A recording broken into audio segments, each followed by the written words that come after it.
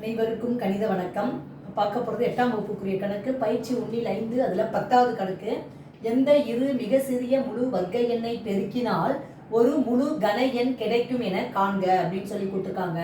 இந்த கணக்கை பொறுத்த வரைக்கும் நம்ம மிக சிறிய முழு வர்க்க எண்கள் நான் என்ன எடுத்துக்கிறேன் அப்படின்னு பார்த்தீங்கன்னா 2 எடுத்துக்கிறேன். 2 ஸ்கொயர் மற்றும் சின்ன நம்பராக எடுத்துக்கிறோம் 4 ஸ்கொயர். இப்போ 2 ஸ்கொயர் என்பது எவ்வளவு? 4 மற்றும் 16. 4 ஸ்கொயர் என்பது 16. அப்போ இவற்றின் பெருக்கல் பலன் 4ஐயும் 16ஐயும் பெருக்கினால் என்ன கிடைக்கும்? 64. ஆனால் 64 என்பதை எப்படி எழுதலாம்? 4 பெருக்கல் இந்த 16 4 × 4.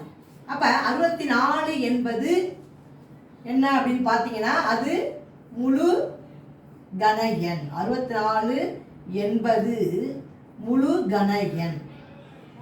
அதாவது என்ன அர்த்தம்? 4னுடைய கணம் 64. அப்ப 64 என்பது முழு கன எண். இப்ப கேட்கப்பட்ட கேள்வி என்ன? தேவையான மிக சிறிய எண்கள். இப்ப என்னென்ன வரும்? 4 மற்றும் 16. தேவையான எண்கள் என்னது? 4 மற்றும் 16 என்பது இந்த கணக்குக்குரிய விடையாகும். புரிஞ்சுங்களா?